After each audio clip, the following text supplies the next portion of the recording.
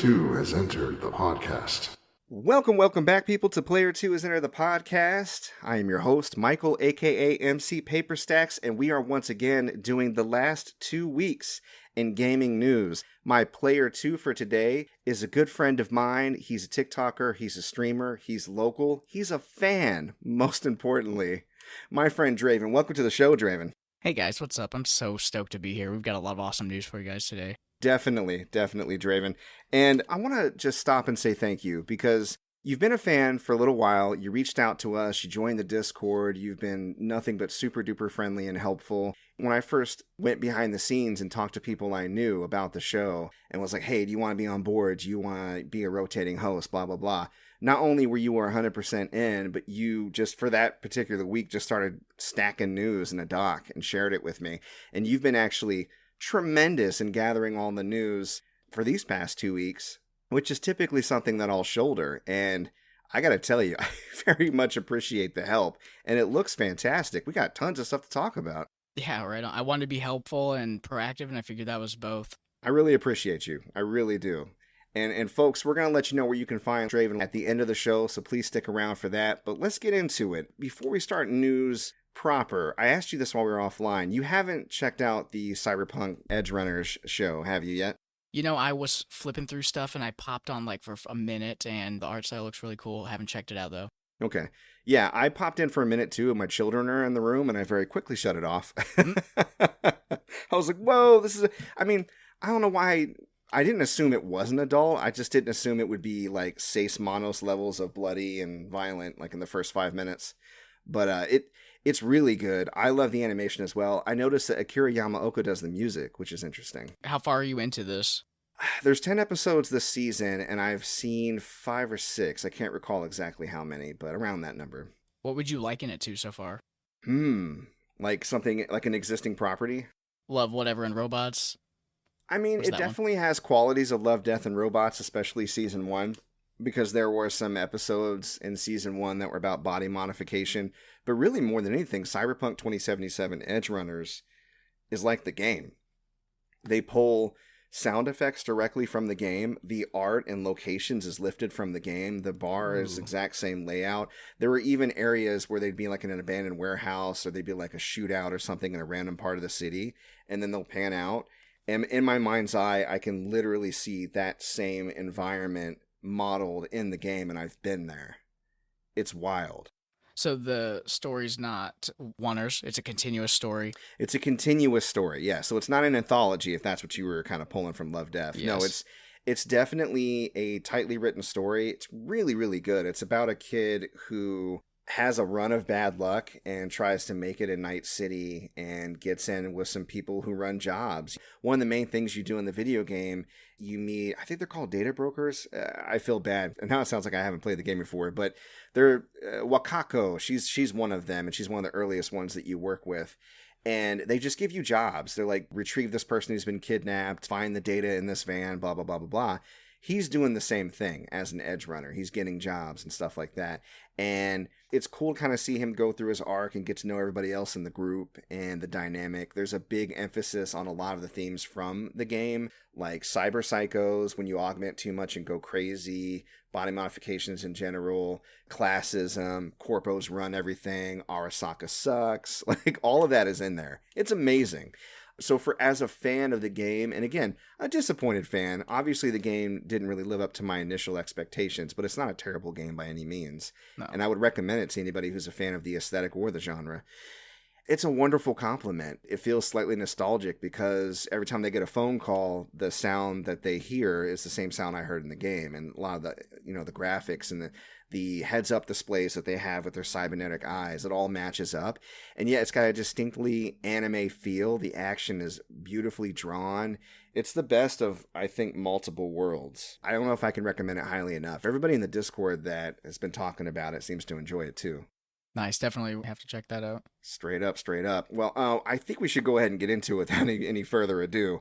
I am reeling from all the news in the past 2 weeks. Oh my God, we had the Tokyo Game Show, we had a Nintendo Direct, we had a Sony State of Play, we had, developers like Ubisoft and others who are like doing their own showcases. It's been madness.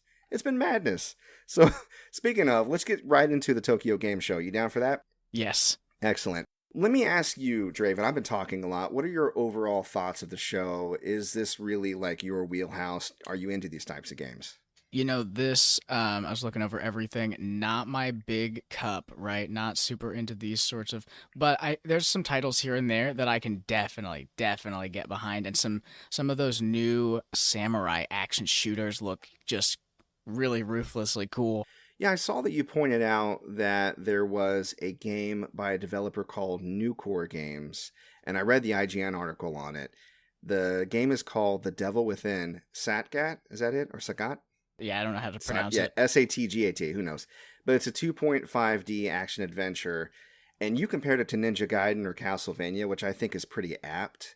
It's atmospheric, and there's like animations and things where they kind of move into the 3D aspect, but then of course they pan out for exploration and a lot of combat.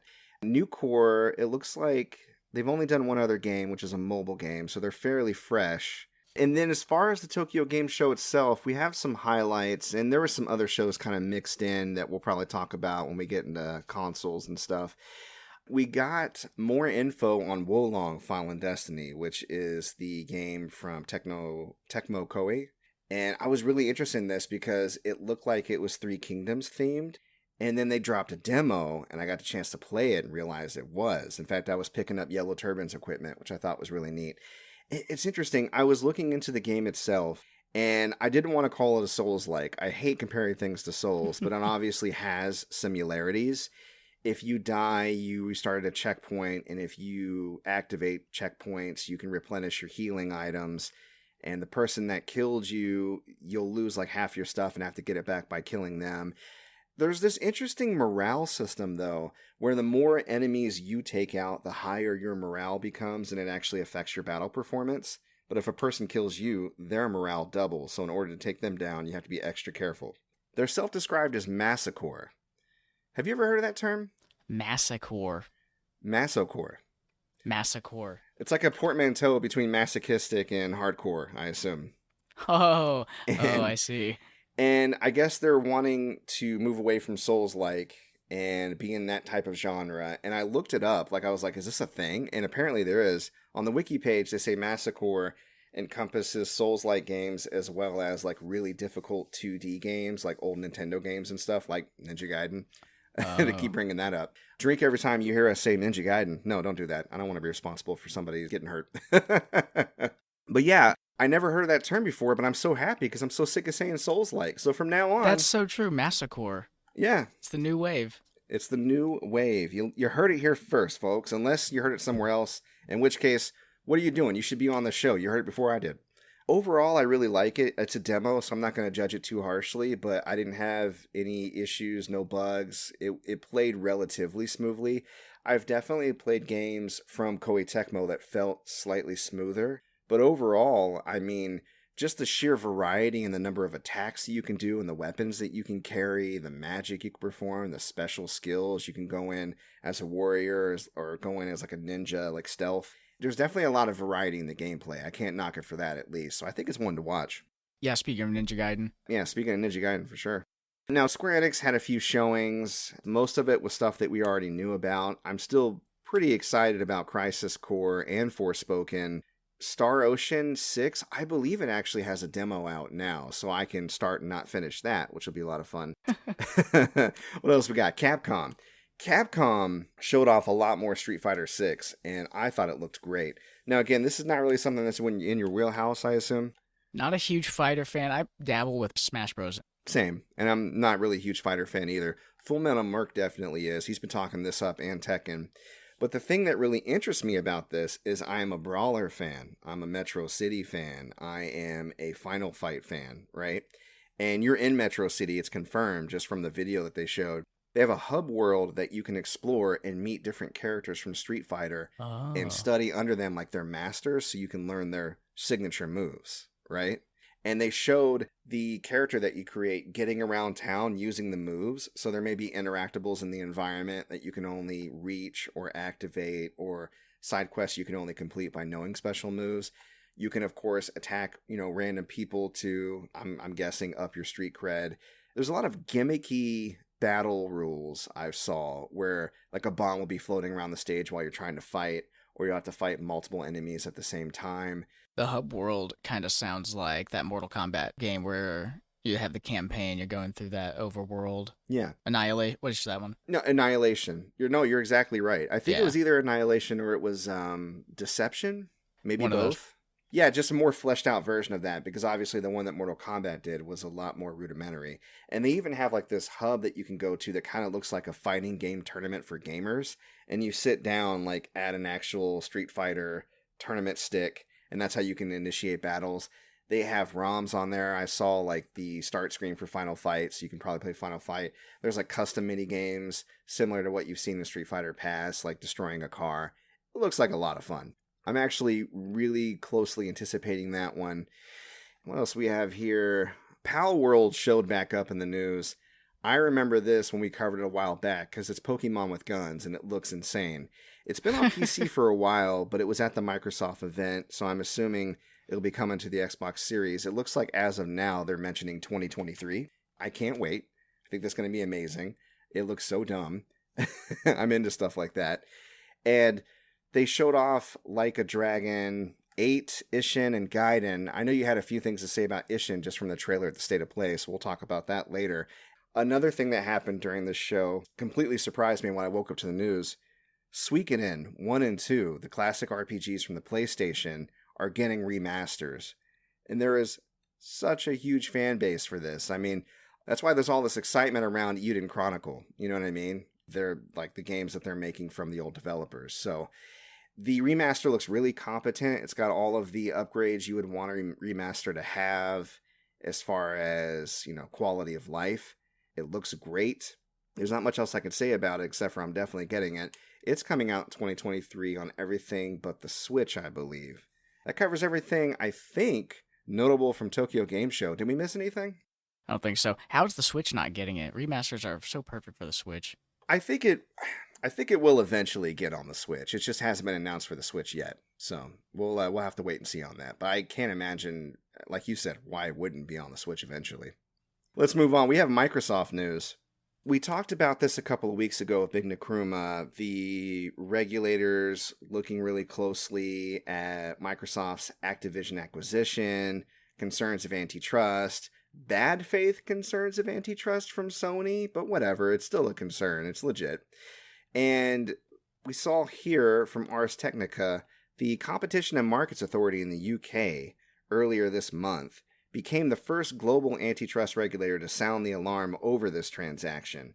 And in the article, they had mentioned that Microsoft was given a certain number of days to come up with any kind of resolution or assurance that would resolve their worries, and that actually didn't happen, so it sounds like they're going to be moving forward to what they call, quote, a Phase 2 probe, which I have no idea what that is. Phase 2 probe sounds kind of hot if you ask me. I mean, they're obviously putting the brakes on it. They're going to look at this deal because, it could be dangerous. It could be considered monopolistic, right? Yeah, I mean, that's the general thought. And again, we discussed it last week on ways it could and ways it couldn't. I agree with Big Nakruma in his opinion that I feel like it would just be really not very smart to not have Call of Duty on PlayStation. Like, they're just missing out on money. You know what I mean? And it's not like Microsoft hasn't allowed IP that they own on other consoles before. Look Exactly. at Minecraft. Look at the lending of IP to Nintendo for Smash. They don't seem like they're the type that would be petty and withhold a game for the platform of their competitors because they're still making money off of that. I don't know what kind of guarantee they can make in that regard or what kind of guarantee they would want to make that would help regulators like the CMA back off. But honestly, putting aside my bias and prejudice, and wanting to see certain things, it does set a very dangerous precedent just because of the size of the acquisition. So I am glad that people are scrutinizing and looking forward, even though secretly I think they're just kind of like, give us more money under the table and we'll look the other way. But speaking of which, Microsoft has had a pretty aggressive DRM on the Series X and S and Xbox One that I actually didn't know about until I saw the story. Recently, this DRM was actually rolled back, which is how I first heard that it even existed, and it was in regards to being able to play games offline. Now, because I just only recently got my Series X and I play mainly Game Pass games, I don't think I've bought a single Xbox Series X game that's like physical, right? And all of my older content, I've had forever and haven't really had any issues with, but apparently you were not able to play disc-based games or solo digital games offline for an indeterminate amount of time, and then eventually you'd have to check in to make sure you were online. So there are online DRM checks, which again I find interesting because there was such backlash about Xbox One. Do you remember that when they had the DRM initially?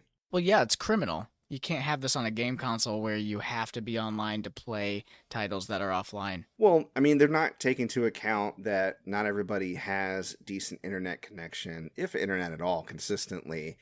And, there's power outages. There's times where you're going to be away from the internet, and you should be able to play the physical game you bought on your physical console. So I'm glad they rolled it back. I didn't even know it was a thing because I typically single-player game more on Switch and PlayStation, but good news, I guess. There you go. I hadn't heard about this either. This is great news. A step in the right direction, at least. Gee whiz. For sure, for sure. You did bring up some news regarding Xbox and Discord. What's that about?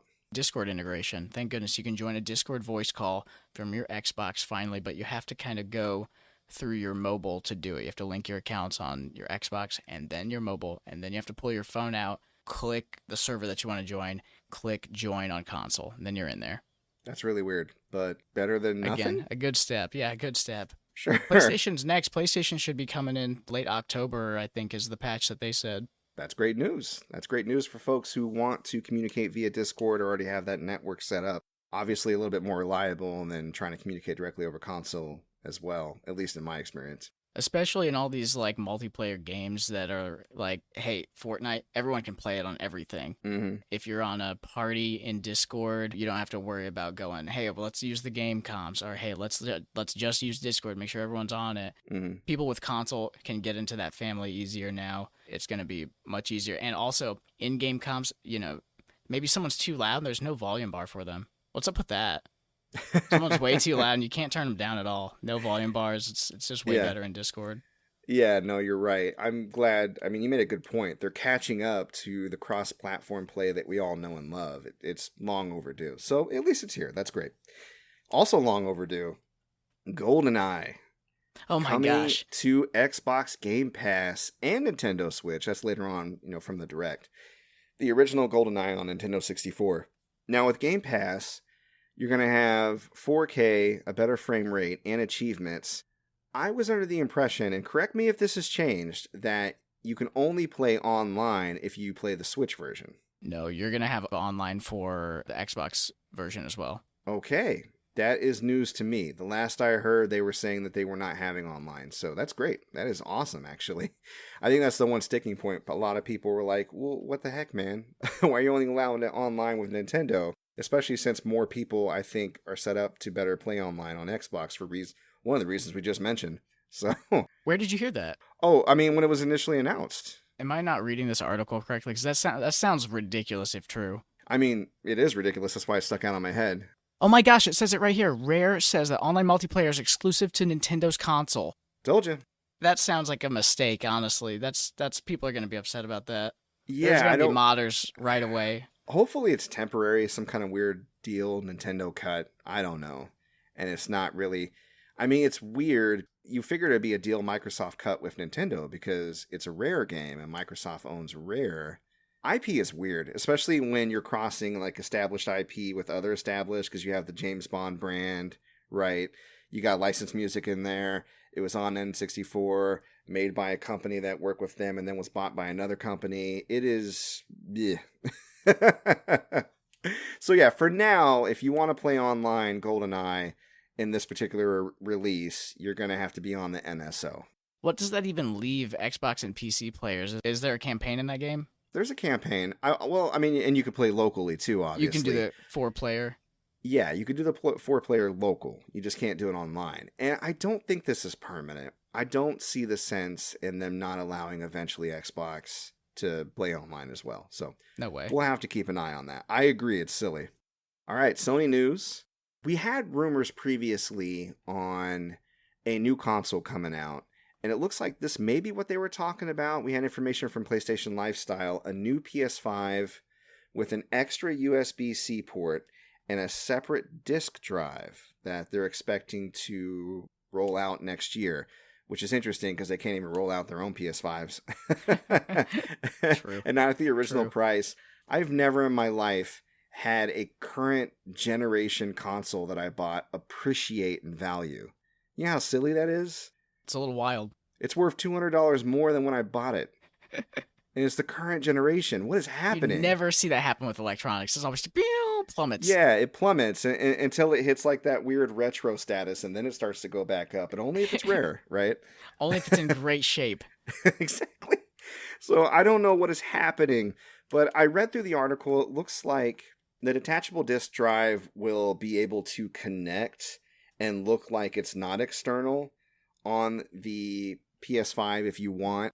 But essentially, it's quote-unquote a PS5 Slim because they're drastically reducing the weight by not having the attached disk drive on there. Cool, I guess. I don't know. I didn't see any other specs. I don't know if you did in regards to increased internal memory or anything like that. I think the only thing that really makes it different from the digital is the extra C port. Right? Yeah.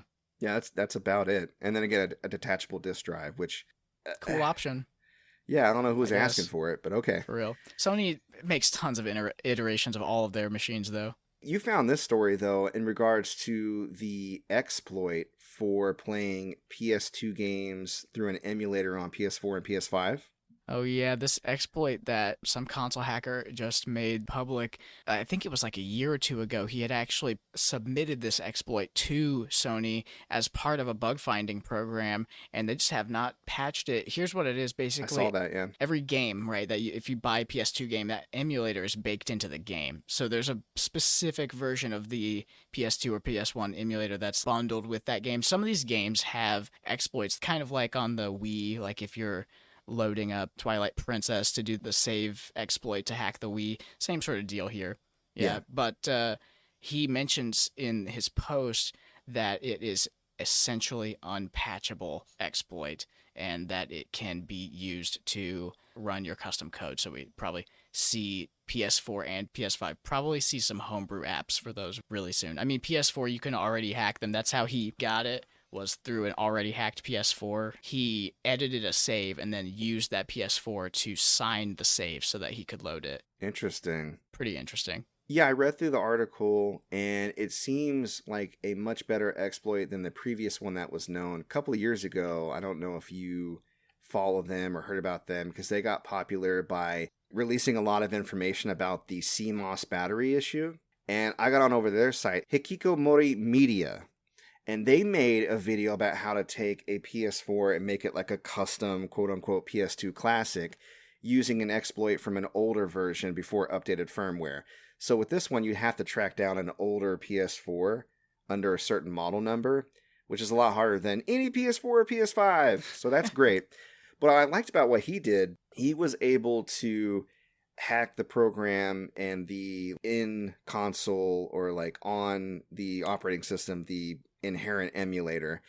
And then he was able to rip the ISOs from his PS2 games using a program he found on his computer and then just place those ISOs onto the PS2. He was able to rip box art. Like, he showed how to do everything, and it looked fantastic. It was essentially, you know, before it will eventually get released, his own PS2 classic, which I thought was really cool. For those who are on the hacking and modding scene, this is great news. I'm definitely one of those people that likes to experiment with that type of stuff. And out of all of the physical games I have, off the top of my head, I probably have the most PS2 games. So it'd be really cool if I could take my old PS4 and do something similar. I'm excited about that. It's crazy that they have the capability to do it, and they just won't release a real tool for you to load ROMs on your console. It's kind of weird. Yeah, I mean, maybe They just want to resell them to you.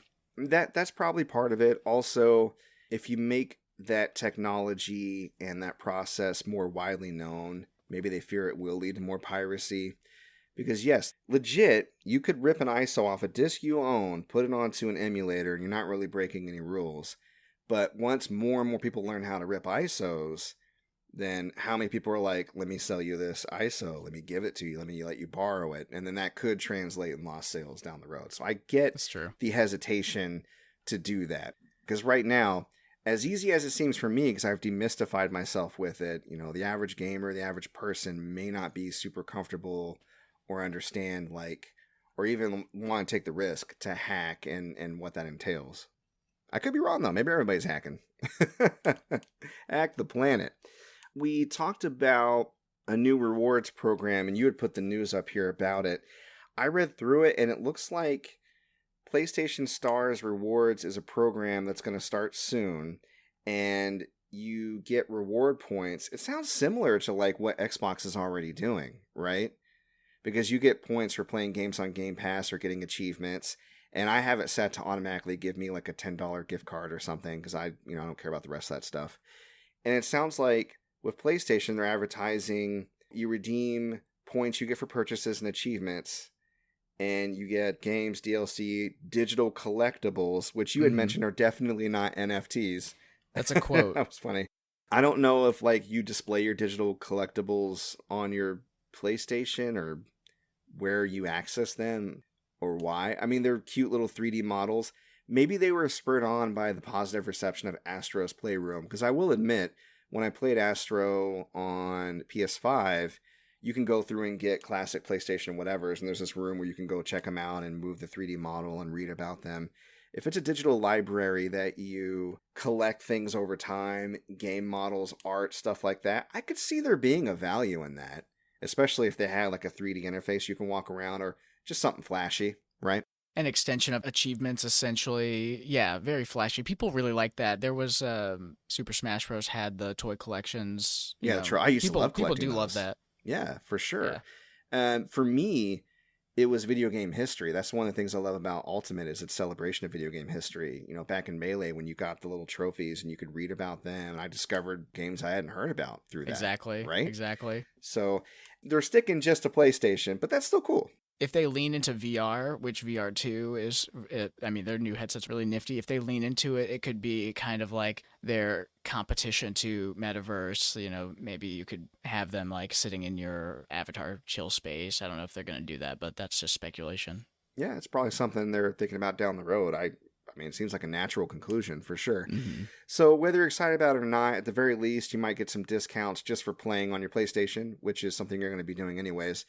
Now, you can sign up for an email alert on PlayStation's network if you want. I've done it because I'd like to know, because hopefully they'll retroactively give you points. Probably not, because I have a dumb amount of trophies. It is, I think I have 40 platinums. I can't remember how many I have, but Whoa. Yeah, it's silly. But you had mentioned VR. You're a big VR guy. A lot of your streaming I've seen you do on the Oculus, right? The Quest 2, it's awesome. I fully stand by it. Even though Meta and Facebook's a weird company, the headset is such a great budget headset. Well, we got a hands-on with PlayStation VR 2 through IGN in the past 2 weeks. We got some info on that. I mean, why don't you let the people know what you saw, what you think is cool, what your thoughts are overall? Well, the PSVR is coming out hitting. I mean, it's a spec-heavy headset. That's definitely competitive. The only thing is it's still a tethered experience. That's one of the main things. It's not going to be a big deal for console players, but for the Quest 2 people, a lot of them really love the standalone wireless take it anywhere experience, because some of them are younger, maybe they'll take it to school or whatever. I don't know what they do with it, but I know that I play it in my living room. Standalone. I know I take it into my PC and I do the Air Link. Can't do any of that with PSVR 2. You can't PC link it, and it's not wireless. It's better though, because it's actually, instead of 2 thick cables, it's one little tiny cable. It's a bit of an improvement, but yeah, that's the one thing that, other than my inevitable motion sickness, but there's one thing that stopped me from the VR is all the setup and the wires and the bullshit. It's a lot, even if you have a large space. And you almost have to have a partner help you set it up too, because you can't take the damn thing on and off. Unstrap the control. Yeah, it's a pain in the butt. Yeah, especially if you get other peripherals. I was playing Drive Club at my friend's house, and he had the wheel and the pedals and everything, and I'm like, this is a lot of stuff. And then when you take a turn and your body doesn't feel the shift, you're like, what? It's just... Oh man, I envy people who can stay in VR for a long time. I want to so bad. I'm just not quite used to it yet. What was the price on that? Do you recall? $399 is PSVR 1. This one may be $499 because it is upgraded. That's just a speculative price, though. They don't have a hard price dropped. Okay. I think it seems pretty reasonable, but I would like them. I mean, I know that they'd be losing money on it, but we need to create an install base. And the technology is a little bit on the pricey end. I don't see a lot of adopters, especially since there's hardly any PS5 owners to begin with because we can't get them. So I'm worried that, like other failed launches that PlayStation has had, Vita, if things don't go 100% good and smooth, support could wane, and then we could see a decline in VR efforts. And I want to see people keep trying, because the more you try, the better the tech gets, the easier it is to afford, like the more cost effective it is, and then it gets in the hands of more people and becomes more ubiquitous. So we will have to see. One thing that's going to stop that from happening is this VR2, the PS5, and the actual headset and the hand controllers are really on par with everything else that's modern. And TikTok's parent company is putting out a new headset that is very similar to this headset, mashed with the Quest 2 specs, basically. So the Quest 2 is like 50% of VR users are using this headset. And then the Vive, which is slightly better, pretty much on par with this VR2, but maybe a little bit better. It's really on par. So everyone who's developing a VR title, it's going to be playable by this for probably the next long time. It's gonna be a little while before we see a really big leap in VR, I believe. All right, well, that's positive. At least it'd be a good investment if you did throw down the clams. All right, well, we have the state of play. My goodness, State of play. Let's talk about that state of play. It had a lot of cool stuff. Tekken 8 showed up for the fighter fans out there. That plus Netflix having the show on there. Tekken fans are having a good time. They showed the God of War extended trailer with gameplay, and whoo boy, it gave me chills. The score is still there. It's still strong. There was just set piece after set piece after set piece after set piece. Just wow. That game looks like it's going to be a lot of fun. That's what you expect from God of War, is to push the limits of hardware and storytelling. It's like, what is the most epic story that we can tell while pushing the boundaries of what we can show you? And man, don't you love it? Don't you just freaking love it? It's a flagship. I mean, it's one of the things that PlayStation is known for, is just throwing stupid amounts of money at a single player experience, and bless them for it. That's how we get stuff like Horizon. That's how we get stuff like Marvel's Spider-Man, and eventually, hopefully, Wolverine. Can't wait to play that. But yeah, they had info on Hogwarts Legacy, nobody cares, the demo for the VR, Star Wars Tales from the Galaxy Edge VR. Oh, wow. So that's Star Wars VR. What do you think about that? Star Wars VR, I'm not a big Star Wars head. Really? Not a Are you a super Star Trek Star guy? Wars. I do love Star Trek, yeah. Can't get around Why is it always that. one or the other? I love Star Wars and I don't really fuck with Star Trek. I don't get it. That's funny. I don't meet too many people that like both. Maybe there's got to be something. Maybe with Trek, it's more like the kind of science-y, futuristic side that people are really into, right? Like the society that's built. And with Star Wars, it's just like space magic. See, that's the thing, is Star Wars is the big showy story, I feel like. And then Star Trek, I'll get into Star Trek for like, hey, I want the politics and I want how the warp core works. And I know Star Wars has a lot of that too, but no, but Star Trek definitely is the holder of that type, that style. I completely agree. And that maybe that's what's splitting people. It depends on what you come to sci-fi for. But yeah, I mean, Ryu Gakuto, people who make the, I messed their name up, people who make the Yakuza series, they showed off a lot of Like a Dragon titles during this time period. Ishin, that's the one that's basically in feudal Japan, right? Right. So it's like a Yakuza, but in feudal Japan. But it's not. Yeah, but it's not. Is it still going to play? Like, are they going to have like a hub area? I watched the trailer, but I didn't really get a sense that it was going to be like Yakuza or Like a Dragon series. It was going to be more of like just an adventure set in feudal Japan that they made, which is interesting to me. But I don't know. What were your impressions? Hard to tell. I think it is still set in that universe, is it not? And they're just changing the naming. Well, it looked like maybe Ancestors or something. I mean, I know when you had the Gaiden and then you have Like a Dragon 8, and it sounds like they're just going to stick with the Like a Dragon name moving forward, which is fine. Maybe they got tired of people trying to tag Yakuza or search Yakuza and not being allowed because it's an actual real gang. But yeah, I don't know. I mean, I can't believe they're putting out like 3 games at the same time. I'm just blown away by like the amount of content that we're getting. They're really churning it out, and they rarely miss. I feel like I'm getting a little worried I'm going to get oversaturated with fighting in feudal Japan. We had Sekiro, then we had Ghost of Tsushima. We got some stuff in regards to Assassin's Creed. We got this. We got a lot of stuff being set in that time period. And Wolong, I mean, it's China, but still, like, similar kind of, like, feudal warriors, blah, blah, blah, blah, blah. I don't know. I'm wondering if I'm going to get oversaturated. I'm still going to check it out. I think it looks really good. Then we had Pacific Drive. It's a horror survival, car survival? Question mark. Car survival. Car-based survival game. Gotta get that gas, yo. Probably inspired by recent prices. Let's see. Namco's Sin Duality. Third-person shooter with mechs. Got some near-style art.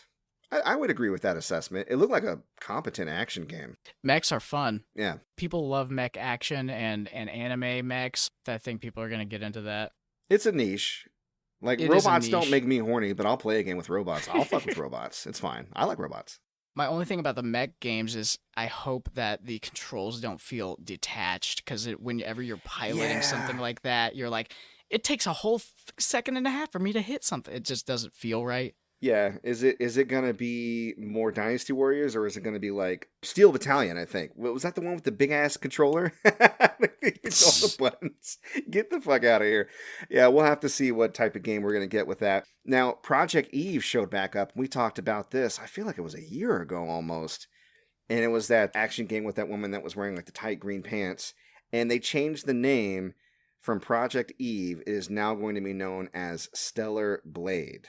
It's just another action game with a lot of fighting. It really reminds me of a Platinum game, but it's not from Platinum. You said it was from Korean Shift Up Studios? Up. They're called Shift Up? Yeah, Shift Up. Yeah, so I don't know if they've done anything else. Not anything that I've heard of, at least. I don't recognize their name, but the game has been in development for a while, and it looks fantastic, so hopefully we'll be able to see that soon. I don't think they gave any release dates yet. They just gave a ton more footage and another playable character. Kind of looks like Bayonetta, you know. I'm not trying to be like that, but it kind of does.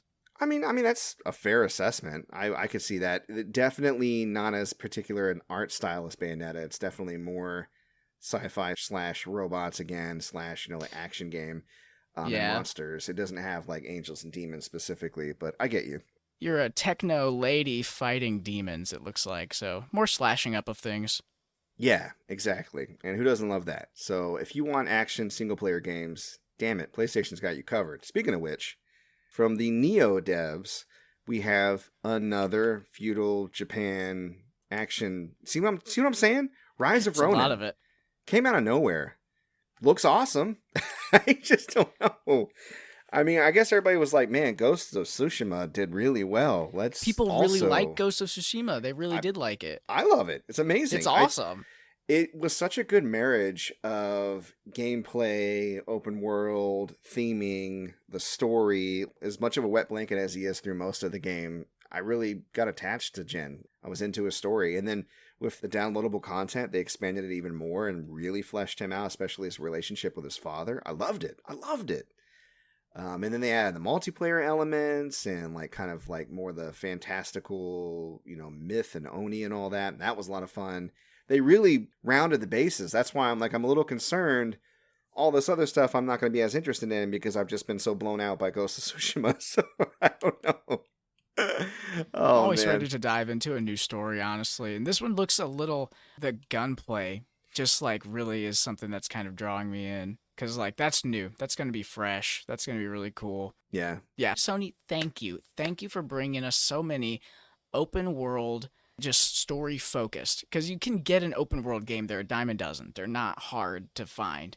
But one that really just has a story that does draw you in, that's so hard. And they give us a lot of them. Definitely. So we're going to move from the feudal Japan samurai themed state of play to the farm simulator themed Nintendo Direct. So, the Nintendo Direct, people made jokes. I think Donkey roasted it, just saying it was nothing but RPG farm simulators, which there were more than I would have ever expected. Was there 6? I can't remember how many there were. There was definitely more than a handful. Yeah, Harvestella was one of them, and that has a demo on the eShop that you can play right now. I downloaded it, but I haven't had a chance to check it out. I think there was too many, but also I kind of dig farm simulators that have RPG aspects. Yes. I really got into that formula back when Battle Chef Brigade came out. Have you ever played that? No, I have not. Battle Chef Brigade, I think it was an Adult Swim game, or it was like an indie game. I can't remember. I got it on limited run. And essentially, you run a kitchen as a chef, but the chefs in this world, they actually battle and like compete to make food. So you have like these boss battles where you have to learn new recipes and try to like out cook the chef through, mini games. And then to get your ingredients and practice and become a better chef, you go out in the world and fight monsters and collect stuff like your ingredients. Oh, that's or great. Whatever.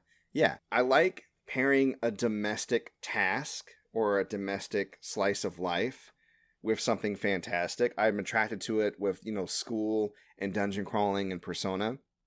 I really like running a shop and dungeon crawling and Moonlighter, right? Like, so anytime that you have that paired up, it's just, I don't know what it is about it. I find it really interesting because each time you go to one side of the coin of that game, everything you do just benefits the other side and vice versa. So there's just if it's done right, there's a real cohesion, It does bring a huge amount of cohesion to your world. If you're playing like a sci-fi game and you're going around doing your quest and you see a mineral, and you mine that thing and then you get back to your ship and you can actually use it. Yeah, it's like that makes you feel like you're part of a world. Yeah. Anytime you have a game that its core gameplay elements complement each other and then just kind of bounce you back and forth. To me, a game like that just is constantly tugging me. Like, before I can stop, let me do this real quick. Okay, now let me do this. Now I got to go ahead and do this thing too. That's good. That's good game design. But other than that, they led off with, and I can't believe you didn't write this down. You may have missed it. Fire Emblem Engage. Oh, I didn't see it. You did? Oh, you must have gone into the direct late. Okay. I was tuning in during work. Don't tell my boss. I was too. You can tell him I don't care. But Fire Emblem Engage was announced. That's the new mainline Fire Emblem game. It's supposed to be released January 20th. Wow.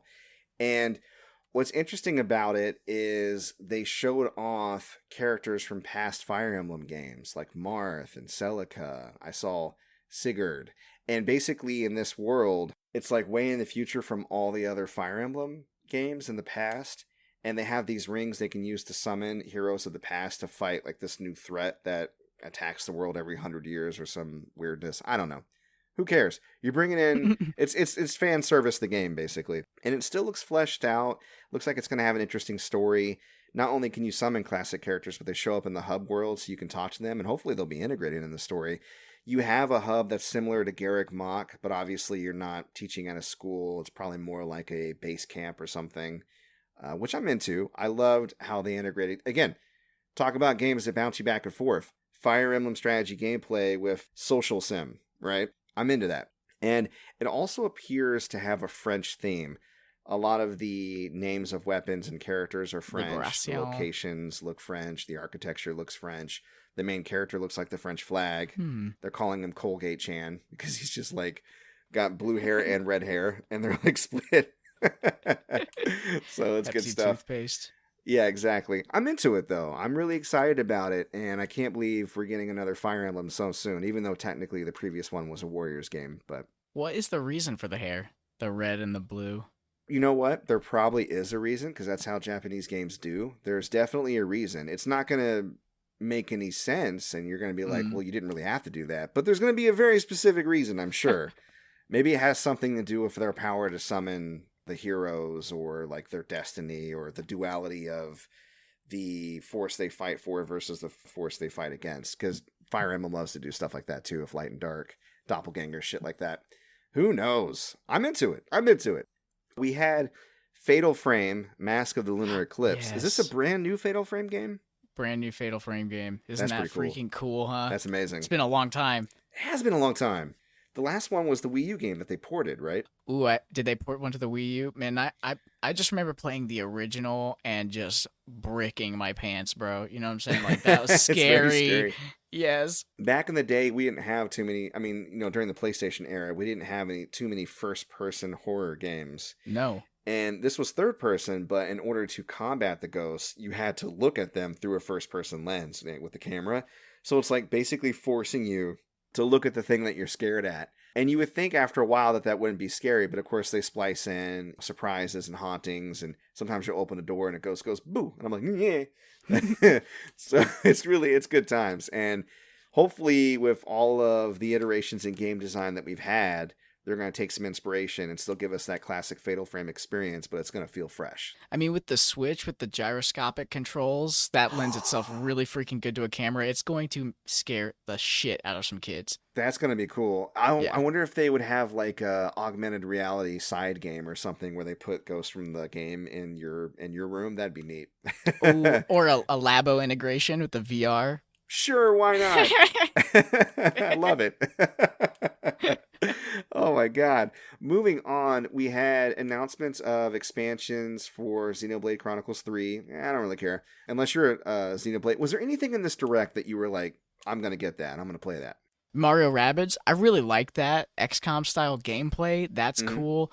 I'm not gonna lie, I own NSO, so I might get into that Goldeneye just for fun, just for Goldeneye on the go. That's kind of cool. Oh yeah. Factorio's makes sense on the Switch. What's Factorio again? Like a factory simulator game. It's kind of you just like make these big Rube Goldberg-esque contraptions, and it's kind of like you manage, kind of like a city manager type game. I think I remember seeing that in the direct. The things that really stood out to me Octopath. Octopath, for sure. I love the original Octopath a lot. And one of the criticisms of that game was that their stories didn't really intersect, or they weren't affected by the other party members and a lot of the biggest cutscenes. Complaint. Yeah. And it wasn't the worst idea in the world. Like, the game was still neat, but I mean, in a game called Octopath, how can their stories not touch? Yeah, exactly. But yeah, there were 8 separate paths, but they just help you fight in battle, right? It still had a cool overarching story if you dug for it at the end, and then the resolutions of the stories, they were hits and misses, but I enjoyed the variety, and this looks just to expand on that. So I'm going to jump all over that. Then we had, of the farming simulators, we had Fae Farm, Rune Factory, Harvestella, I had mentioned that. Oh, and then the most boring one, Various Day Life. Are you kidding me? Workaday Simulator? That's just like that's a throwaway title if I've ever seen it. And the trailer really looked pretty bland too, honestly. Did you take anything from it?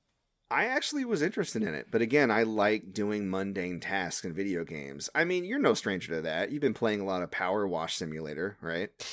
Yeah, there is definitely something to it, to doing real work, to doing something that is just menial. Like there's to over time build up something grand, and they're making a whole game about it. They can't just feed you the same thing over again. They keep it fresh. That's my number one main complaint, is games where it's like you got to work, in quotes, you got to work. Okay, well, I don't want to actually really work, so give me some gameplay, give me something that's fresh and not just repetitive and grindy. That's where my real hang up is where you're doing something that is actually just grinding your time away. That's not a unique gameplay loop. It's not being modified by something, I get you. Yeah, and Various Day Life sounds like that particular execution doesn't speak to you. But it's got the social sim too. Yeah, and I think that's part of the reason why I was like definitely looking to check it out. I mean, the names that Square Enix has, they're great. Keep them coming. But I remember playing Lawn Mowing Simulator, and it does have progression because the more money you make mowing lawns, you can buy better equipment to mow more expensive lawns to get more money, and then grow your business slowly over time.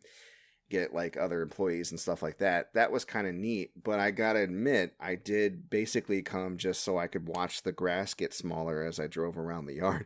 And I completely agree with you. It's not engaging. There's not a whole lot of variety. It is definitely boring. And for some reason, stuff like that like helps me relax. There are games you play for the challenge. There are games you play for the story. There are games you play with your friends. And for, that sense of like getting good and trying out different skills. And then there are games I think that some people play just to chill, and it's zen for me to mow a lawn. But it's also zen for me to play Dynasty Warriors. So it's a completely Katamari. That's another one. I love playing Katamari. Katamari. Very relaxing. Yeah, very relaxing. So maybe folks who like those types of games might want to give it the side eye. I'm not sure. And then we had a new Atelier Riza. I can't remember how to pronounce it. That's coming out. That's another long-running RPG series. Tunic looked kind of cute. Ubisoft Oddballers, Gang Beast ripoff. Yeah, they announced that Tunic was going to come to the Switch, and that's already been on the Xbox. I had my thoughts on that game. I want to go back and try it again, but my initial experience wasn't so good. I thought they explained too little. They made it a little too difficult as far as like the level design and the enemies you have to fight and the equipment that you're given in the very beginning. It didn't mesh well for me. It didn't flow right. So I have to see if I can push past that to see if there's a good game there. But for folks who are into like classic overhead Zelda, and if you have a Switch, you likely are, might be one to watch.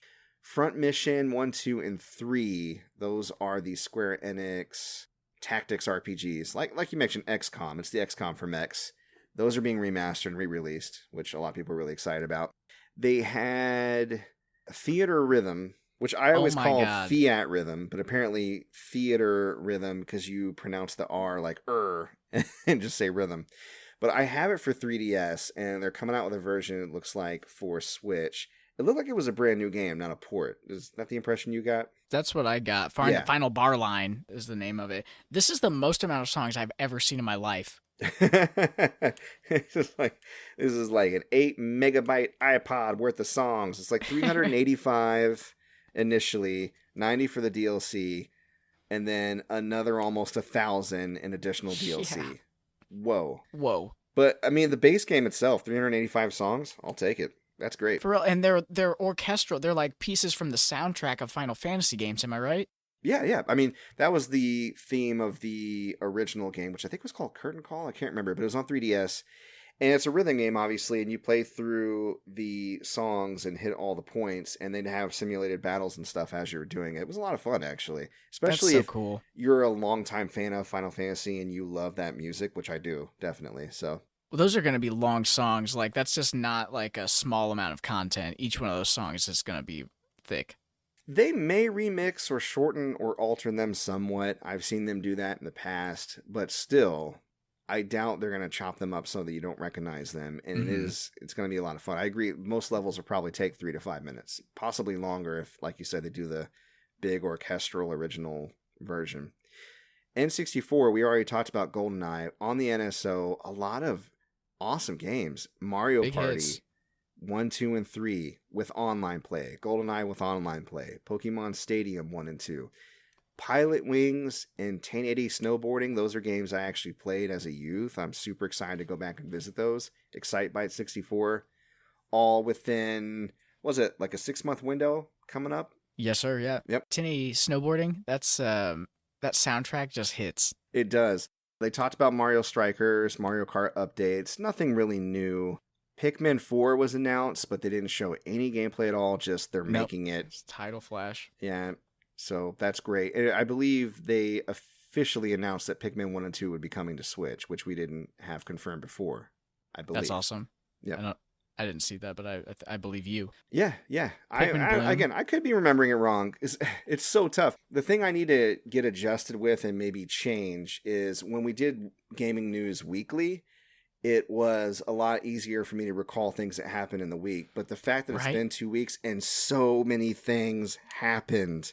So many things. And I even spent yesterday refreshing on a lot of this, but I didn't get a chance to watch all of the stuff because it was a lot of stuff.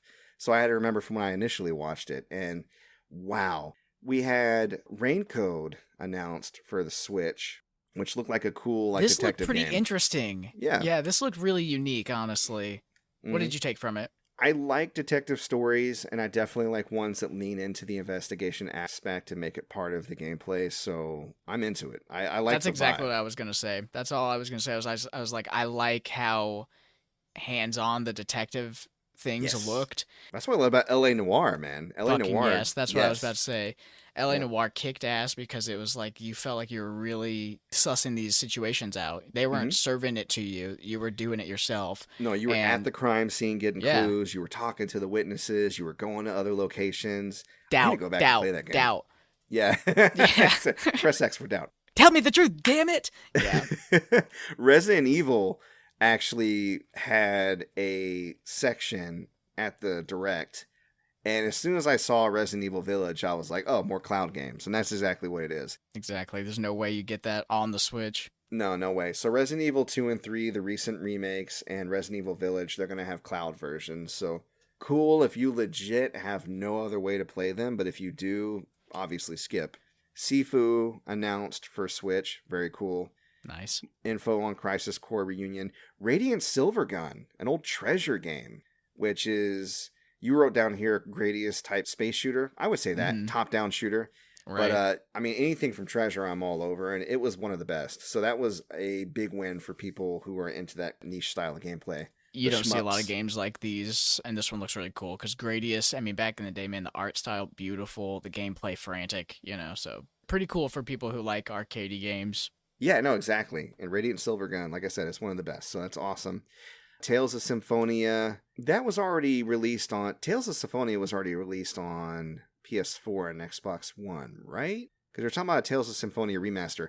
I kind of wish Full Metal Merc was here because he was my resident Tales expert. He knew the difference between all the games. If you're looking that up...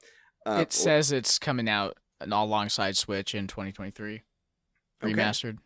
All right. Well, maybe it's a new remaster from the Tales series. Awesome if you're into RPGs. Life is Strange, Lego Brick Tales, Disney Speedstorm. That kart racer looks kind of cool. Speedstorm. Was this supposed to be like a free-to-play? I can't remember. Or is it like an actual retail release? Speedstorm, if you're releasing a racing game right now, it should be free-to-play. Because there's no way... This is me speculating. You should totally make it free to play because there's other competitive games that are just priced better, and it's like the ecosystem is already great for supporting you with microtransactions. The competition is way... As long as you don't do it like Chocobo GP, you know what I mean? Yeah. Like that was the bad way to do it. But I get you. The market's already pretty sliced out with Mario Kart, and then if you're more realistic like Forza, right? So if you want to get in there, probably to get in front of as many people as you can and make fans first... Free to play. So we'll see. I think it was free to play, but I'm not sure. And then Fall Guys Season 2, cool. Kirby Return to Dreamland Deluxe. This is a remaster coming to the Switch. It was originally a 3DS game, if I recall. Is that correct? Do you remember? Or was it Wii? Kirby Return to Dreamland. For Kirby fans out there, you know. But again, my kid's super into Kirby, and I was excited to have something to play with him soon. And it looks like they're adding additional mini games from the original release. It's going to have local 4-player games. Everybody can be Kirby, so you don't necessarily have to be the one without the powers, like in some of the co-op experiences of the past. Like Forgotten Land, for instance. Somebody had to be the Bandana D, which... Kind of lopsided. Pretty much. But yeah, I mean, it looks great. And then, of course, Zelda Tears of the Kingdom showed up. And oh, man. Got a lot more footage. We got a release date, May 12th. Psyched about that one? Oh, it's so psyched, man. Breath of the Wild brought me back to the Zelda series after I hadn't really been on it for a long time, and Breath of the Wild was just so killer. Excited to see more of that. It's like Skyward Sword. It looks like you maybe have some floating island business in there, which is just like, that's cool because the aerial travel in Breath of the Wild is so underdone. Like, there's so much air in that game. And they're just not using it. We can't really use it. So yeah, stoked for that. That'll be a great game, hopefully. Do you know people were actually pronouncing it Tears of the Kingdom? They had to come out and confirm it was like crying tears. And I'm like, who thought it was Tears? That's not intuitively what you would think, yeah. No, Tears of the King, like Tears of the... I just think that's so funny. But yeah, I'm super excited about it too. Loved Breath of the Wild. Still, every time I pick it up just to check it out. Same thing with Skyrim. I'm like, oh, I forgot how good this game is. And then all of a sudden it's been 2 hours, right? Super pumped that they can deliver that experience to us again. Your overall thoughts on this direct? Huge direct. You and I were talking about, we were hoping for Metroid, right? But we didn't get any Metroid. Mm-hmm. Otherwise, a big W, I think. Lots of cool stuff. Were you missing other things? Yeah, no, I was going to say, I really think it was a great direct too. And there were rumors about a lot more GameCube remasters. Jeff Grubb, one of the leakers we talked about before, he still says Prime is coming. He's like, I may have been wrong about them announcing it this direct, but before the end of the year, Metroid Prime on Switch. Okay, we'll see. I've heard whispers from other people in the industry hinting at GameCube on the Switch.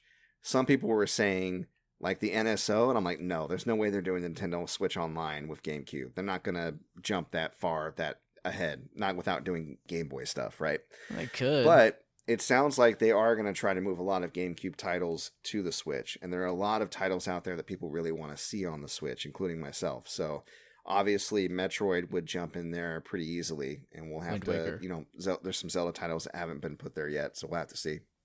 All right, other Nintendo news. This is the last thing we have for Nintendo. It was recently revealed in an episode of the Kit and Krista podcast. Those are hosts who have worked several years in Nintendo's PR. They were talking about working with Nintendo and how they had recommended for a Pokemon event that they would do a Nuzlocke, and they were immediately shut down by the Pokemon company. And it was relayed to them that they viewed Nuzlockes on the same level as ROM hacks. Now, since then, I believe the Pokemon company or Nintendo has come out and said that that actually is not the case, and there's a misunderstanding there. But when I read it, like when I heard that they had mentioned that, it made weird sense to me that Nintendo would be so out of the loop. They thought that Nuzlocking would be some kind of weird ROM hack. To the layman, what is a Nuzlocke? Thank you, because not everybody knows what a Nuzlocke is. Okay. To me. Fair enough. So you know how Pokemon is notoriously easy, right? I mean, it's a children's game. So a Nuzlocke is a set of self-imposed rules, originally that got popular on Reddit and obviously in the overall Pokemon community. It's from the Pokemon Nuzleaf and the lost character John Locke. I don't know why. Nuzlocke. And essentially, if a Pokemon faints in battle, it's dead. You have to release it. You can only catch one Pokemon per new route, and you have to name every Pokemon that you catch. Now, there are additional rules. Some people play Nuzlocke without items unless it's in battle or only outside of battle, right? Some people play Nuzlocke where they level cap themselves before each gym where they can't like power level. But those are the essential rules. Name them, one per route. If they faint, they're gone. So this is just a self-imposed hard mode? No modding, nothing like that involved? That's obviously hilarious. You can. There are mods out there that have optional Nuzlocke sliders or whatever, but you can play any classic Pokemon game legitly and do a Nuzlocke. I've done exactly one. I did a Nuzlocke of Pokemon Diamond and Pearl. It was extremely difficult. I wasn't sure if I was going to make it. Actually, if you listen to classic episodes of the podcast, you'll hear me talking about it week over week as I was going through it, who died and who survived. So it was extremely difficult. It was the third time I attempted a Nuzlocke, but the first time I ever actually got all the way through. I've never cleared a Pokemon game, and I've tried a couple times. They're hard. Yeah. I couldn't do this. But they thought it was ROM hacking. That is so funny because Nintendo is just unplugged enough and also a cease and desist. Yeah, they're very protective of their IP. Yeah. And I think, when it comes to tournaments and emulation and fan communities and all of that playing together, obviously they want you to locally play, but when it comes to like internet stuff, they seem to be like, I don't know. You know what I mean? We don't want anyone making money off of this. We don't want to make too much money off of it ourselves, but no one else really. Yeah, exactly. All right, moving on from Nintendo. What else news we got this week? There's an awesome Half-Life 2 Total Conversion VR mod. So if you're a VR head like me, this is the best Half-Life 2 VR mod. It's one of the only ones, but it is the best one. You can install it super easily because it's officially supported. So if you have Half-Life 2, just go to the community and download it and play it on your headset because man, it's an immersive game. That is, it's an old game, but you will still be very engrossed in it. Good sound design in Half-Life 2, which is obviously critical for VR. It's a horror game. It's one of the best action games you'll ever play. Just some very organic action scenes that are driven by you and physics. And it's just you and physics and a little bit of storytelling that over and over again, incredible sci-fi story. It's moving. But here's a note. They don't have episodes 1 and 2 yet, so they're working on that. Oh, okay. Fair enough. Yeah. Anything else in the world of Valve? Valve has some phishing going on, not with a phishing kind. Rod? No, the bad internet kind. Fair enough. What's going on? How are you saying Valve is phishing people? No, there's some scammers that are phishing for your Steam login. You may get some random DM on some social Discord or Insta about, hey, I need someone to fill in this spot in my game tournament, or like, hey, I see you like to play Valorant. You should check out this website. We host game tournaments. Something along those lines of like, hey, game tournaments. And then you go and click the link and it just fishes your info, but it looks really legit. So that's the big thing, is it looks way more legit than it should. And then it redirects you to the official Steam site. So it just, you think you logged in and it's all good to go. And you get an email that's like, hey, we'll message you when your account's ready or something like that. So it looks all legit, but then they just change your email and your password really quickly and you're locked out of your Steam account. Yikes. So don't do that. I feel like I would totally get fooled by that. If like, I'm really, really weary of clicking external links. If they're like, go to the Steam blah, I'll just go straight to Steam, right? Mm-hmm. But it sounds like the way that they're doing it, it's already like something unique that they're setting up. So you might be apt to do it. Like I could see falling for that. That's crazy.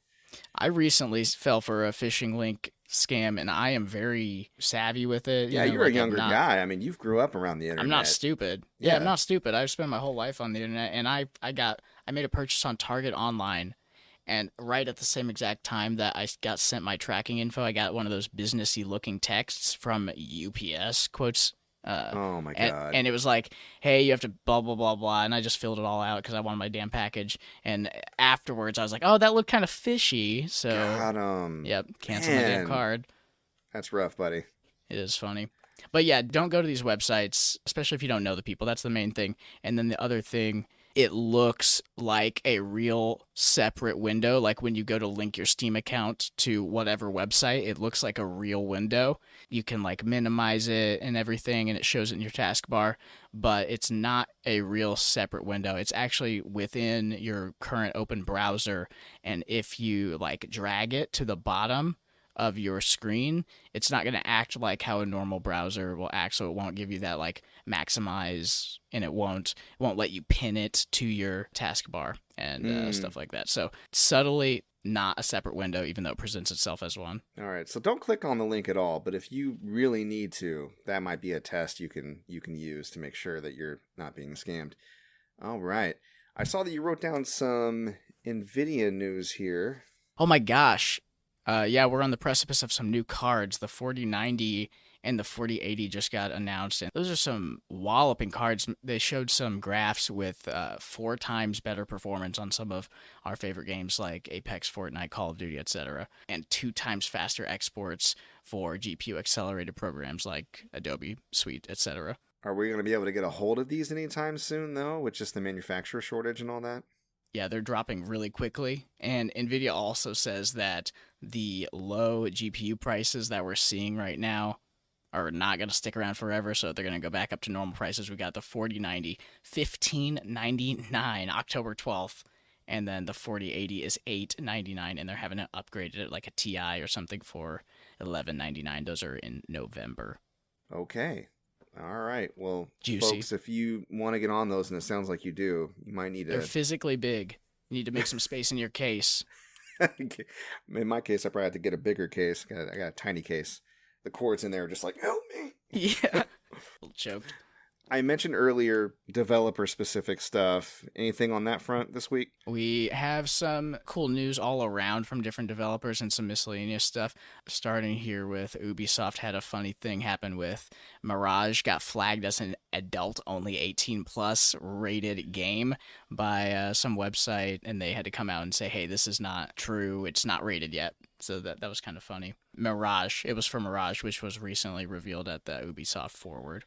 Yeah, from what I recall from Mirage, they're alluding to going back to more of the series' roots instead of the direction they've gone lately with Origins, Odyssey, and Valhalla, where it was more RPG focused. Action RPG.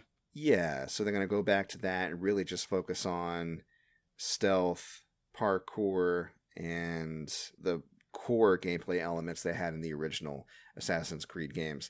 I'm okay with either style. I don't really fuck with Ubisoft lately, so even though they're finally making a game I've been asking them to make since the first Assassin's Creed, unless things drastically change, I probably won't be playing it. But yeah, I mean, aside from Mirage, what else do we have that was announced? They announced some other stuff, a Netflix show, a Netflix mobile game Okay. called Jade that's going to come out. It's a China-based. Yeah, it takes place in China. Remember yes, and then AC Red is another main game that they're feudal Japan. So more of this theme of. I just hope we don't get tired of it. It's probably going to get super played out really quickly. It's on that road. I saw that they confirmed too for, and these are project names, so they're likely to change.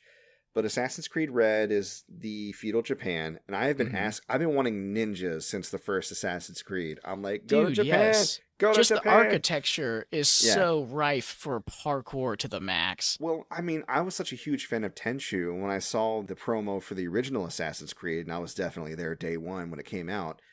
All I could think about was Tenchu, because how many Assassin games do you really have? You have games that have stealth elements, even focus on stealth, but really like you are an assassin. I haven't really played anything like that since Tenchu, so I was super excited, but immediately I wanted a Japan game, and it's finally coming way too late. But I'm happy for folks who were similar-minded. And then Assassin's Creed Hex. Hex looks kind of cool. Sound like it was going to be about witches? That's it. That's all they gave us. They were witches. Well, Assassin's Creed X witches. You know what they say in Marvel? It's either aliens, robots, or witches. You know. Well, that's what I was going to say. Witches are hot right now. Yeah, aliens, wizards, and witches. But yeah, no, they're hot right now for sure. It was Agatha all along, and then so AC Infinity tying this all together. That's their new hub world that they're launching, right? So they're hosting all of their new Assassin's Creed titles inside of Infinity. It's going to be. You can find all the AC games here. You can buy their DLCs. You can experience the free ones. But it's going to be it's not like a menu. It's a game. It's like a city, right? That's how they're describing it. All right. Anything other than that you found noteworthy from the Ubisoft Forward? From the Ubisoft Forward, Sparks of Hope, the Rabbids game, they did a little bit about that. Skull and Bones, and then a new Division from Tom Clancy, Division free-to-play called Heartland. I imagine a lot of people are going to be really into that because the Division 2 is pretty popular amongst people who like that style of like third-person grinder shooter. I don't personally don't see a lot in it, but some people are really going to be excited about that. For sure. All right. Well, since I got you here, might as well get into a bit of VR news. What's going on in your world right now? TikTok's parent company, ByteDance, is releasing a VR headset called Pico, which is really high end for the price. $420 gets you the 128 gigabyte, available October 18th.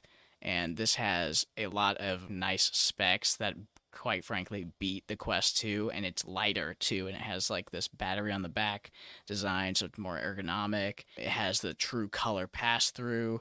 It has the same sort of inside out tracking, so the 4 external facing cameras that the Quest has, it has that, but it has a 90 hertz 105 degree 4K plus screen. So this is just a nicer screen, and it's a Snapdragon XR2 processor in there, so a nicer processor too. Crazy, especially because the Quest just went up in price. This is super competitive. It's basically going to have the same app store because ByteDance is getting after developers to very much incentivize them to make some apps for this thing. So immediately they have a 165 plus library of games that's already on there. So this thing's really cool. I think that's going to put a lot of heat on the Cambria project, or the Quest Pro thing that's coming out that got leaked not too long ago. It looks pretty good, but we'll have to see the official specs when they launch. I'll take your word for it, man. It sounds awesome.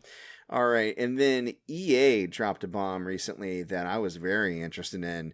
They announced that they're making an Iron Man game, and they specifically said on Twitter it would be single-player focus.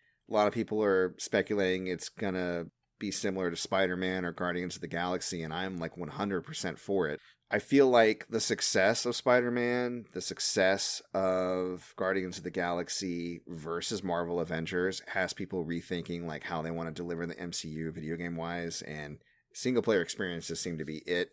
I'm not saying you can't do a multiplayer, but they just got too greedy. They got too live servicey with Marvel's Avengers, so not much to say. We don't need to speculate on it. I'm excited about it. You excited about it? I just hope it's not like Anthem. I hope it's not like Anthem. I hope it's not like the original Iron Man games, because, oh my god, Sega dropped all the balls with that. All right. And then speaking of dropping the ball, this last bombshell of news comes straight to you from Rockstar. I got on Twitter and I saw a tweet from Jason Schreier, and it was like, yes, it turns out the leaks for GTA 6 are likely real, according to my sources. And I was like, what leaks? I mean, what did Polygon say? 50 minutes of leaked footage from Grand Theft Auto 6. Wow. Yeah, I woke up first thing is a couple notifications about it, and I was seeing it all over TikTok, and I was just immediately like, let's watch all of it. 50 minutes of developer screen footage. You know, you've got all this text on the screen that's the code and stuff. It's insane. This is historic. You know, a lot of it was in debug and obviously programming mode. I didn't watch all of it. I think I just watched the big chunk, like the 3-minute. And before we talk, we haven't said anything spoilery, have we? I don't think we have. Okay. No. I want to put a spoiler warning down because we're going to talk about the details of what we saw in this. If you don't want to know anything about Grand Theft Auto 6, the location, some of the gameplay elements, I mean, I think outside the location, there's not a ton we can spoil because it was already confirmed the type of characters we were going to get, but we're going to talk about that too. If you don't want to be spoiled, then just shoot past this, and I will timestamp when we're done talking spoilers. That way you can skip it all together. But confirmed, because a friend in the Discord grabbed a screenshot, and I thought it was this, but I wasn't sure. Vice City. That's the location. Port Gellhorn was on the side of the police cars, and the way that people were talking, like I heard somebody say Poppy, and I saw the palm trees. And then somebody pointed out that the subway actually says Vice City. So it's confirmed. Yep. Confirmed. And, you know, we knew there was going to be, one of the characters was going to be a woman. And we got to see her in action, actually, filling out her jeans like you wouldn't believe. Oh my God. Tell me about it, dude. Yeah, no, I was like, you know, as far as a third-person game, we could do worse. So, do you know what a fan cam is? No, what's a fan cam? Fan cam is just like a quick little edit that you do of someone that you like, or you're in love with them, and you see them on TikTok all the time of like, you know, like someone that you just really like, and it's to music. It's just a bunch of flattering pictures of them, and you're like, I love this person. Yeah. Do we know her name? Do we even know her name? I don't remember if they mentioned her name or not. I don't think so. Because the thing that surprised me most about this is they had voice acting, and a lot of the models were not finished, but they were way more. This whole game is a lot farther along than I thought it was going to be since they announced it. You know what I mean? But yeah, people are making are they thirsting for the lady character in GTA? They're right to do it. She's thick. She is. Yeah. And she's pretty bad too. She's bad. The way she robbing that diner. Yeah. Yeah. I don't know if she'll be as sexy as Trevor, but I mean, who is, honestly? Who can? But yeah, I mean, they show that you can hold up a diner, and one of the playable characters was with them, and then they escape, and they have to run from the police. And obviously, there's a lot of code popping up. A lot of the reactions from NPCs based on your actions are already coded in. Yep. I mean, again, I am blown away by how much of this game is finished. And you know what's really funny? How many video gamers out there don't know that much about video games? Because a lot of people are saying it looks like shit. And I'm like, it's in development, dude. It is bad takes central. It is bad takes. It shows how ignorant you are about game development and why you should never criticize any developer, tester, whoever, because you don't know shit about how they're made. You have no idea how hard it is and the process that you have to go through. There's a dark side to this leak, unfortunately, but before we get to the dark side, anything else, any opinions you had based on the stuff that you saw? Positive stuff is like, I think the game is shaping up like it's going to be awesome. Really excited for it. Vice City is a freaking excellent location. Yeah. The two characters that they showed, the guy is going to be a cool character. It's going to be a GTA game, you know? We're so excited for excited for and that. they have strip clubs. Strip clubs are confirmed. Confirmed, yeah. In case you're into that sort of thing, in case you want to make it rain. Would be surprised if there was not strip club available in Vice City. What I'm curious about is there going to be a male strip club because we have a lady character, huh? I think you can see male strippers in GTA 5. Can you not? I don't think so. I don't recall there being male strippers in GTA 5 unless they patched that in or it was in online. Yeah, check on that. My guy in the chair is checking on that. And while you're checking on that, there are no male strippers. No male strippers in GTA 5. Get on it, Rockstar. I want to see dicks and socks. For real. So, seriously, if you're wanting to be more diverse and inclusive, and you have male and female characters now, and they're affecting the story, then let's keep it a buck. I mean, at the end of the day, it's a simulation game. You have to have everything. Exactly. You have to have the whole world. We got all spectrum of players, and they like all spectrum of people. Get them out. I want to see big girls stripping too. Okay, not just the skinny ones. All right. GTA 4 had some big girls, some big working girls. Oh, did they? I don't remember that. Yes. Fair enough. Yes. That's awesome. The bright side of the leak is everyone's excited. Everyone's excited. That's essentially the bright side. This hacker's an asshole. Yeah, so you know all the details. Lay it on the people out there. What is going on with the hacker? Well, so the hack is interesting. It's not a glamorous hack. The guy was able to exploit like a network thing and get into Rockstar's internal communication platform called Slack, which isn't that funny. Is that what they use, you think, for the people who develop, like, who work from home? Because that was my concern, that this was going to affect their ability to allow people to work from home. That sucks. That really sucks. That's pretty lame. It's probably just like Microsoft Teams. It's literally probably does all the same thing. You probably team share, organize your projects and shit. Exactly. He didn't just get videos, fun little videos. He claims source code. Is it for confirmed not just that he GTA has source 5? code? Yeah, GTA 5 and GTA 6, right? It's hearsay. Okay. Because he's claimed that he has source code, right? And depending on, like you said, the level of the hack, and it sounds like he got right up in there, he should have probably had access to it. I mean, he's basically extorting them right now. He's like, reach out to me if you don't want me to drop the rest of this shit. And that is, I don't usually go to bat for large corporations. I don't really feel sorry for them. But this affects so many people from the top to the ground. And it affects a lot of fans. It's shitty all the way around. And honestly, other than knowing that it's further along in development than I thought, I didn't need to know any of this. Exactly. I don't care to know any of this. He's just being an asshole. It's cool news, and, if there's an area of opportunity, someone will. Probably, if they can, they will, okay? But taking it to this point of, like, trying to get money out of and threatening, and honestly, if you put the power in my hands and you say, hey, do you have the ability to get this leak on GTA 6, do you want to do it or no? There's a chance I do it, right? Because that's big time. That's so cool. But there's no chance that I leak anything that is detrimental, because guess what people do when they have the source code to a video game? They hack it. It's 1,000 times easier to exploit that game. You either have two choices as a developer. You deal with that and you lose money and you lose players to a toxic game that's being exploited, or you put a ridiculous amount of man time and hours and money into fixing it. And the thing is, source code, explain, we talk about layman with Nuzlocke. There's a layman with source code. I don't know if people, because they didn't understand that this was not a finished game, they really understand the value of source code and how proprietary source code is. This is something that somebody worked on at length. These are programs, these are AI routines, these are things that make Rockstar. It's like the secret sauce to mom's spaghetti, right? It's like that ingredient in Bush's baked beans the dog won't tell you. It's the thing that makes it the thing. And if you steal their source code, that's somebody's hard work and talent and art just being lifted without any effort on the part of the thief. It sucks. Completely sucks, and it shows that the thief isn't really in it for not the love of the game, certainly. Not the love of the game. They're in it to extort Rockstar. Not even the love of the hype that they could garner, because they would have just left it at the good stuff if it was just about that, but nope, they are simply just in it for the money. What an asshole. Exactly. This guy sucks. Fuck him. Fuck him. Don't hack me, bro.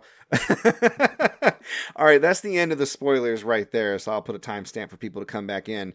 Now, before we take a break for the ad, I want to put people on for next episode. I've had some feedback from a few people who listen to the show that they miss the What You Playing segment from the old show. So what I'm going to do, even though I don't play as many different video games as I had before and I'm a single host for the backlog, I am going to be bringing that back and discussing the games I'm playing currently, and if I have new shit to say at length, and then we will launch into that week's episode of the backlog. Alternating this next week, the backlog is going to be all about Mystical Ninja starring Goemon, the first half of the game, And Draven, you're playing Mystical Ninja right now, right? Are you doing Oh the man, backlog? I cracked right into it, and I did not do much past getting that pipe. Well, you gotta get the pipe, yeah, for sure. Oh yes. Are you going to go the distance? Like, do you want to hang out with me next week and talk about the game? Those games tax me, but I'm gonna push myself to Okay. grind through it, Well, and no pressure. we can You know? definitely. Yeah. So if you don't make it as far, but you make it far enough to where you want to discuss it a little bit and you don't care if I talk about a point you haven't been to yet, cool. If you want to hold off and be on like episode 2 of Mystical Ninja, that's fine as well, because that'll give you 4 weeks or 6 weeks, Would actually. you be upset if I use a walkthrough on this game? Not, are you kidding me? Play however you want. It's up to you. Use a walkthrough. I honestly, what I really love about this game, and one thing I'll mention before we even get into it next week, there is a room where this weird guy, you can pay him. He goes, Plasma! Have you met that guy? The Plasma I don't guy? think so. In the first town you're in, you can find him, but you can find him pretty much any town throughout the world. Like, he's at different spots. You pay him like 10 Ryo, which is like very little money in the game, and he tells you what the next thing in the game you should be doing is. So, for instance, you got the pipe. If you were to talk to the Plasma guy before you got the pipe, which is the first thing you do, he tells you to go check out Mount Fuji. Wait, I did talk to him. I totally talked to him. Yes. He goes, Plasma! I was very thankful for him because I did not know where to go at that time. He will always tell you where to go. He's awesome. I was able to get through it without a walkthrough for a good portion of the game. I never got to beat it because I didn't have a memory card, but I got very far without a walkthrough, specifically because of Plasma. Yeah, we're checking it out next week. So for those who are playing along, reach out to me if you want to be on the show, or shoot me your thoughts and I will read it on the show. We'll talk about that next week and go from there. All right, stick around. We'll be out for an ad. We'll be right back. Don't go anywhere so you can find out where you can find more of Dravin and hang out with him. It is ad time, so let me explain to you. If you haven't heard about Anchor by Spotify, it's the easiest way to make a podcast with everything you need all in one place. Anchor has the tools that allow you to record and edit your podcast right from your phone or computer. And when you're hosting on Anchor, you can distribute your podcast on listening platforms like Spotify, Apple Podcasts, and so much more. It's everything you need to make a podcast in one place, and best of all, Anchor is totally free. So I need y'all to download the Anchor app or go to anchor.fm to get started. And we're back. Dravin, I want to thank you so much from the bottom of my heart for being a friend, being a fan, and being someone who supports the show and being on the show with me today. Thank you so much. If folks are interested in hanging out with you, playing games online, or checking out your content, where can they find you at? Well, Mike, first off, thank you so much for having me, dude. It was a blast. Sorry if I came off a little nervous. I was really excited. I'm a fan, so sorry about that. But it's all good. I'm honestly humbled. I mean, it's not like we haven't met fans of the show before, but I'm always floored whenever I find out that we have a fan. Because it makes me feel like, we're finally finding our audience and we're delivering something of worth to people. So when I get that validation, people reach out like, I love this. It just feels amazing. So thank you for being proactive and reaching out to us. Thank you for being on the show. Don't worry about being nervous. The value you brought this week and the sheer amount of news that we covered, oh my goodness, there was so much to talk about. But yeah, where can people check you out at? TikTok's my platform that I post the most on. You can find all my videos. I'm a capturer of genuine gaming moments.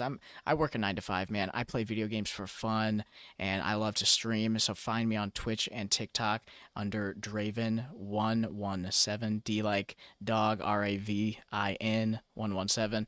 Join my Discord, follow me, please just comment. I started TikTok and then I just found a community on there, and it's been so fun to share my experiences with people and meet new people. That's really what I'm about. I'm just a gamer, just like you guys. Well, I know you're huge into Valorant, so you're always looking for people to play Valorant with you. Are there any other games that are mainstays that you would be down to have people fold into your community for?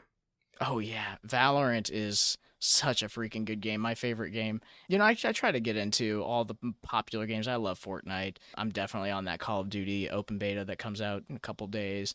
Right on. I'm definitely an Apex player, and I'm a variety player too. So anything that's fun, like with friends, like golf with friends, or like Jackbox games. I've run Divinity with my friends, and we'll do maybe Minecraft occasionally. And I love VR games too. So getting into something cool that's single player. I'm not just all about that multiplayer player jazz. Yeah, no, I saw that you have a lot of content playing VR, which is very cool because I don't know too many people. You're going to have to be my resident VR expert for sure.